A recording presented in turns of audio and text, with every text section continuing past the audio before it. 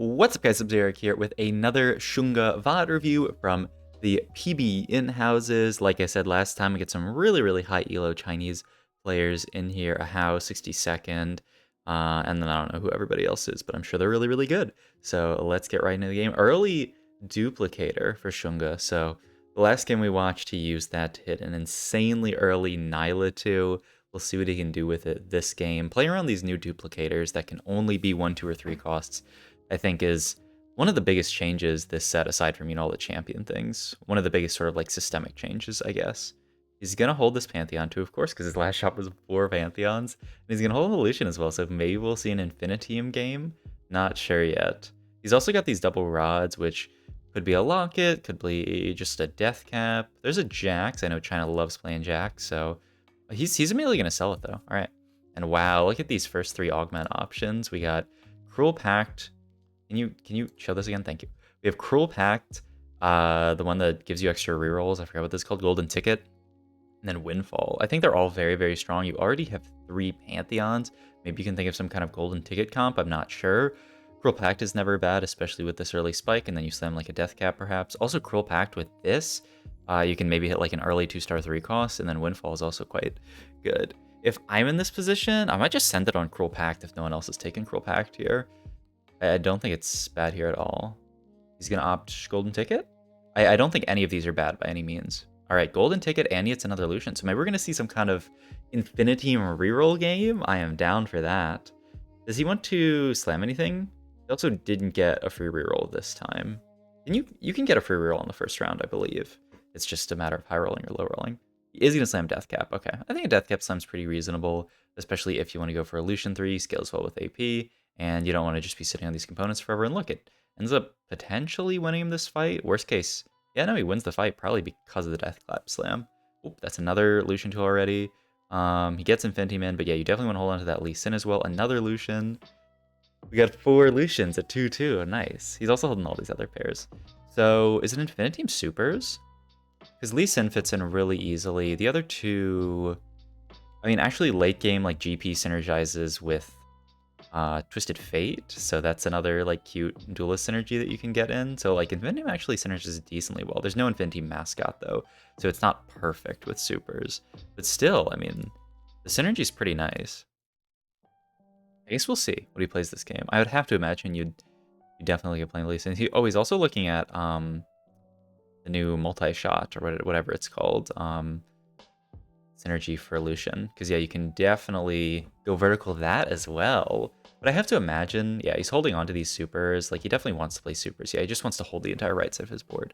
He's playing Silas 2 right now over the Lee Sin. I would probably play the Lee Sin, but I think he just thinks the value of heart isn't that high. This is kind of smart. The value of heart especially isn't that high once you've already slammed Death Cap, so just having a better frontliner is good. Also, like, your frontline's going to be weak. You're not going to get that many heart casts off. Like, what percentage of your Lucian's AP are you actually increasing with Death Cap slammed already? What's our open component here? He'll go back to it, right? I don't have to chain. Sunfire doesn't sound bad. I am playing on super high quality. I might have to drop the quality down because the connection to Douyu is not always good. I swear it's not my internet. I would run a speed test for you, but it's not worth it. Okay, he ends up taking... Wait, did he have a giant spell available? Because he ends up... no, he wouldn't have really been able to get it. Yeah, this seems like the best option from the stuff he could take. He could slam a Bramble, or he could hold stuff. The sword can be Shojin, it can be Gunblade. So, yeah, I think this is quite reasonable. Gets his reroll off here. Surely you make gold here. Well, actually, you can only make gold if you... Wait. This is 6 gold. Yeah, you can make gold every time. And you should. Would have to imagine. Oh, and even if you couldn't, you could always sell the Silas. So, yeah. Making use of these Infiniteam portals, by the way, if you do not know what Infiniteam is, because we're still on PBE, they create 1 portal when you have 3 of them in, and it duplicates the unit that you put in the portal. It makes a weaker version of it, so this second Pantheon that he makes only has 40% of the stats as a regular Pantheon, but it does get an item. It gets items equal to the number of augments you have. So right now we're only getting 1 augment, but late game, you're going to get up to 3 items. So that's pretty cool. It's a pretty fun new trait. It's a very tall vertical. There's like, I don't know, 6 Infiniteams or something like that. So I think you need a spat to hit 7, I'm pretty sure. So you could actually play Vertical Infinity from here, but like with Golden Ticket, I have to assume that you are going to play a reroll angle with these super units. So 3 Infinity, 3 super, maybe even cut Infinity later, though I do think it kills you, especially once you hit like 3-star units. I have to imagine. I haven't seen too much Infinity reroll, but like my assumption is that Infinity reroll is quite good. Because you hit a 3-star unit, you put it into the portal, and then you get another 3-star. Even though it has, you know, only 40% of the stats, it's still another 3-star. Double sword, kind of rough, but could be Shojin Gunblade, or maybe like a GS in there. It makes 30 here, this feels good. Yeah, I want to sell those so that the orbs don't explode. I mean, that looks like a Gunblade to me. I'd be surprised if he doesn't look to slam Gunblade. He is still holding Infinity, but it looks like he might probably getting supers in here. Yeah, I think you can roll a decent bit here, right? With your Augment, get a lot of free rerolls, and really just try to hit as many Lucians and Pantheons on this level as possible. Econ is, it's not fake, but it's a little bit fake when you have this Augment. Okay, times the Gunblade. It's still only 4 Lucians, but are sitting on 7 Pantheons, so pretty close to hitting all that stuff. Yeah, I completely support rolling more here. I think you get so much value out of Golden Ticket here by rolling. Okay, I like this a lot. And he's gonna actually sell the Lee Sin here. That's always a question you have to ask yourself. Okay, your Augment here, it's 3/2/2. This one's Invigorate. Doesn't sound bad. What do you want here? You want Malphite Hero Augment or Lee Sin Hero Augment? Probably. Not really a 2-cost Infinity. Like, you don't want a Sivir Augment here. I feel like Invigorate's fine. Attack speed onto this Lucian. He is a unit that doesn't care that much about attacking a lot. He, like, wants to cast a lot, but attacking makes casts happen. I think the other Malphite one, the Malphite support one, tends to be really bad. You could also dig for Lee Sin or Malphite Carry. Malphite Carry used to be really strong. I don't know how deep how hard they've nerfed it. There's also 6 Malphites already. I think if you can find a Malphite Carry Augment here, you'd be very happy. I think it's okay to roll a little bit. But yeah, I wouldn't be... This is Invigorate, right? 20%. Okay. Okay, rerolls. Immediately hits Cleansing Safeguard. Yeah, I think once you've seen this, it's pretty unreasonable. Oh, and you can't even see Malphite now that I think about it. You can only see hearts. Oh, wow. He could have got Mortdogged really hard here. Because he only has hearts in, so we can only see hearts as his tailored. One of these slots is going to be a heart. This was actually probably the tailored one, and then he high rolled this. Okay, but actually I'll just take this, because yeah, you can't even see Malphite in this position, so don't look for that. He immediately sells the Pantheon here. Okay. Yeah, this is a Shunga game, so he's going to roll down to 0 at all times. I mean, he is very close. I mean, not even that close to spiking. The biggest spike he's going to hit is Malphite 3. But, he's not really that close to hitting other stuff, so... I mean, I'm not surprised because it's Shunga and it's a Chinese player rolling at 0, but, like, I'm a little bit surprised at the rolling here because, like, what are you even rolling for? I'd like to get my econ back up ideally and then just roll it down like early stage 4. Okay, gets his free reroll there, so he's just chilling for a little bit. The orb has a Lee Sin in it, so he's got 4 Lee Sins already. Still pretty far off, though. Man, I wonder if there's a better way. Like, if he could have got supers in prior to the augment so that he could potentially hit, like, Malphite augment. Because I think your best bet here is definitely hitting the Malphite carry augment. Like, I think that would be insane here because he would be 1 off Malphite 3 and he'd have a Bramble Vest on it and it would be doing work. But without having Malphite in, makes it a little difficult. Also, I mean, the only issue with that plan is putting supers in. Like, you don't really want GP augment at all, but you're not going to see 1 cost there. So, yeah. I mean, he lucked out with the number of 2 costs that there was. Like, having a 3 cost is not ideal here. His open component, what was it? It was Sword. I don't really want any of this. Yeah, I like Giant's Belt here. Just for some kind of frontline item. Also helps balance out your frontline and backline components. If he could have taken Shojin here or GS, I'm curious if he would have, but I guess we'll never know. These eggs are actually pretty obnoxious in a reroll comp because they steal some of your bench space. But yeah, I do think, like, in my opinion, he's far away enough from everything that I would wait. Oh, you gotta not get Camille here. Okay. It doesn't swap. Okay, it's fine. I didn't see if that Camille player was in his pool or if he was just scouting them, but it looked a little bit scary for a second that there's a Camille that's gonna dash to your backline. So yeah, it's supers, and then I have to imagine level 6 is Infinitium, but maybe there's something else that you could put in. Just like level 6 is Twisted Fate, and you're happy. The Ash just to up his chance of hitting Lucians. He's only 2 off now. I would not roll in this situation though, because if your shop is like Lucian Gangplank, it's really obnoxious. I would definitely wait out one more round, wait for the egg to hatch, and then you can start rolling at 4-1. Okay, he is getting Camille here because he didn't swap for it, so a little bit rough, but I don't know. Maybe PBE laziness, honestly. It's hard to tell sometimes how, like, seriously some of these players are taking PvE, because, you know, I'm sure there are some that are, like, really, really, really tryharding, and then I'm sure there's some who are like, whatever. So, I don't know. We'll, I guess we'll see. All right, he gets his egg. It's an item component and a Nico. The bow is great. You can just slam GS and not really worry about a mana item on Lucian. That's what I would imagine. He's pretty low mana. He's going to cast a lot anyway, so it's not the end of the world. If he doesn't have a mana item, the Warmogs as well, which is definitely not bad. Oh, that's Malphite 3. Huge. I do think you keep rolling here for just something. He's actually close to so many things here. Ooh, rough. He is going to burn the... Okay, wait. So someone lied to me. So if your bench is full, you use a duplicator, it does make the 3-star. Okay. All good. Because I asked someone... I asked my chat that the other day, and I heard conflicting things. Because I did not remember. So if you use a duplicator and your bench is full, it's fine. It works. Okay. Now he hits everything. Ooh, just a little bit too slow on the Lucian, though. But, I mean, overall, very, very good roll down. Probably wants to push to level 6 here now. He's only 1 off of Pantheon. He can find that on 6. And then he wants to really hit this Lee Sin 3. It is Cleansing Safeguard. So if clear TFT was here, he would be saying that you should play 2 Lee Sin 2s here. I'm curious on the idea of that versus hitting Infinitum here. Exile is always good. Second Wind is always good. How much? You kind of already have a lot of frontline. So it's a little bit redundant to take something like Exiles or Second Wind, but I don't know. I think they're too good to pass up. Which one's better here? Probably Second Wind. But we'll see. He does reroll. Okay. And ooh, Ascension is really good. So yeah, I think those augments are so good. But I mean, definitely the idea behind the reroll here is that you already have so much frontline, especially with cleansing, that like you don't really want more of it. Like Ascension is highly preferable. I'm just afraid if I roll there and just hit some terrible offering that I'm in a very bad spot. But he goes for it and it works out very well. Yeah, so we actually decided to roll more on 5 before going 6 just to guarantee the 3-star Pantheon, which it works. Oh my god, that Lucian snipe was so sick. And he ends up actually putting in Ezreal here instead of looking for Infinitum. Yeah, he actually does prefer the Ezreal over Infinitum. Now you're 1 off of Lee Sin. This is such a big spike. Yeah, I completely agree with this. You just rolled a 0.